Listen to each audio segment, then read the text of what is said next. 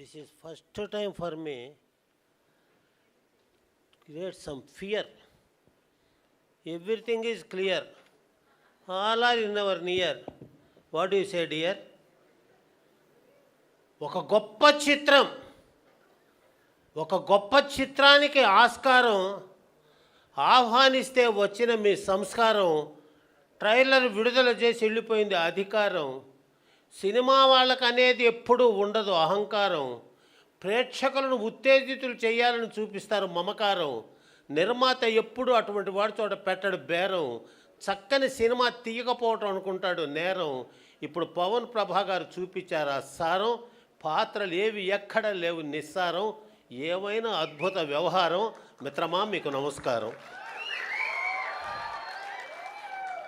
ఏంది రాజేంద్ర ప్రసాద ఎట్లా పెట్టారు తల్లిదండ్రులు ఆ పేరు ఇప్పుడు అర్థమైంది నాకు. రాజేంద్ర ప్రసాద్ అంటే అర్థం తెలుసా? ఆర్ అంటే రామారావు గారితోటి, ఏ అంటే అక్కినేని గారితోటి, జే అంటే జగ్గయ్య గారితోటి, ఈ అంటే ఎందరో, ఎన్ అంటే నటులతో, డి అంటే డైరెక్టర్లతో, ఆర్ అంటే రక్షణగా, ఏ అంటే అండగా ఉన్నవాడే రాజేంద్ర. అది అప్పటి తరానికి. ప్రసాదు పి అంటే పవన్ ప్రభకి, ఆర్ అంటే రూపేష్కి. ఏ సార్ తప్పు చెప్తున్నానా? ఏ అంటే అర్చనతోటి, ఎస్ అంటే షష్ఠి పూర్తి సినిమాలు, ఏ అంటే ఆకాంక్ష లాంటి బిడ్డకు కూడా, డి అంటే దేవుడు లాంటి తండ్రిగా నటించిన వాడే రాజేంద్ర ప్రసాద్. ఆ పాత్రకు ఎదురు లేదు.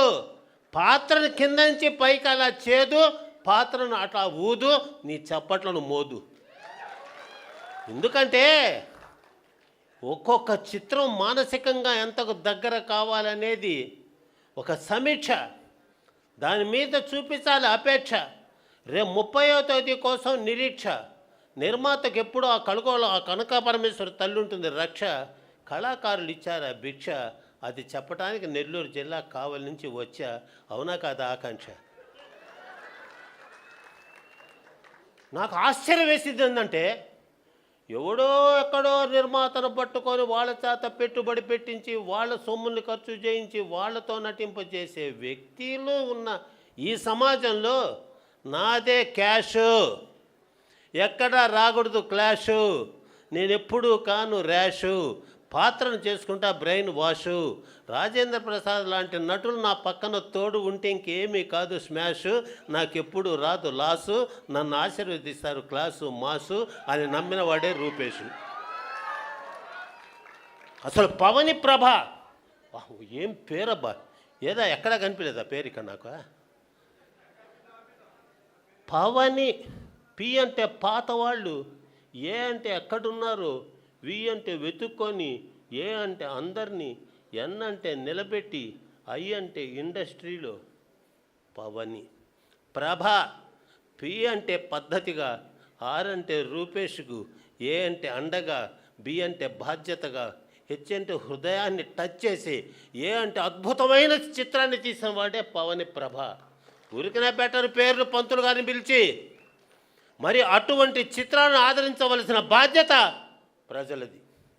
ఇళయరాజా గారు ఒప్పుకున్నారనేది చైతన్య ప్రసాద్ గారు చెప్తుంటే ఇట్ ఈస్ ఎ వండరు. ఎందుకంటే ఒక కంటెంటు, దాని మీద ఒక కామెంటు, ఒక అద్భుతమైన సబ్జెక్టు, దాన్ని ఎట్లా తీయాలనే ఆబ్జెక్టు. ఏ కళాకారుడు కథ విన్న తర్వాత చేయలేదు దాన్ని రిజెక్టు. ఎందుకంటే సమాజం మీద ఎఫెక్టు, సమాజానికి తెలుపుతున్నారు ఆ డిఫెక్టు. సమాజం చేసుకోవాలి కరెక్టు, ఇటువంటి సినిమాలతో కావాలి కనెక్టు. భలే కథను చేసుకున్నారు సెలెక్టు. అందులో నటులందరూ వర్క్లో పర్ఫెక్టు.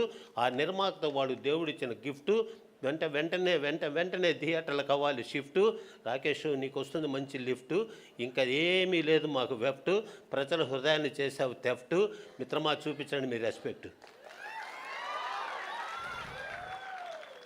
వస్తున్నాయి, ఏం సినిమాలు వస్తున్నాయి, ఏం పోతున్నాయో తెలియదు. అంతా హీరోలు అదే ఇదే అనుకునే రోజుల్లో ఒక ఆ నలుగురు సినిమాతో అలా తీసుకొని వచ్చి కొత్త పాత్రలకు ప్రాణాలు పోసిన రాజేంద్ర ప్రసాద్ గారు, మా నిర్మాత దర్శకులకు చూశారా డేరు? మీరు ఎంత తీసుకున్నారు సార్ కేరు?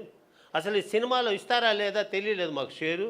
మీ టైంను మొత్తం చేశారు స్పేరు. పులకిస్తుంది సార్ మా ఊరు, అందుకే నాలో మాట ఆ ఊరు.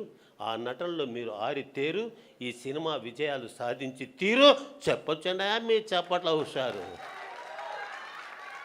అసలు నటన అంటే ఒక ఆరాధన, నటన లేకపోతే ఆవేదన.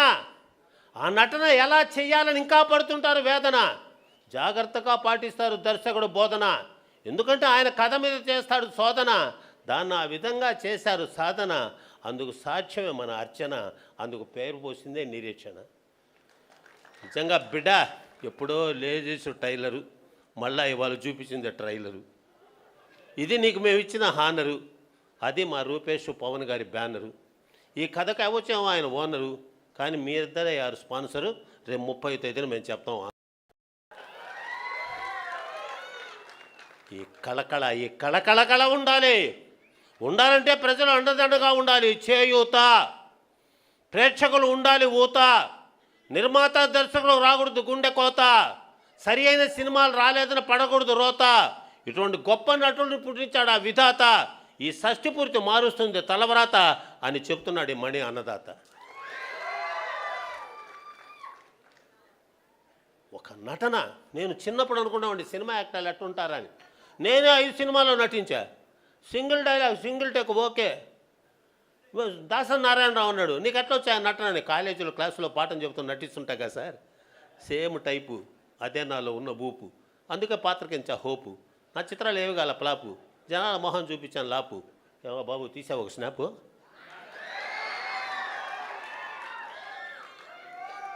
చాలా జాగ్రత్త.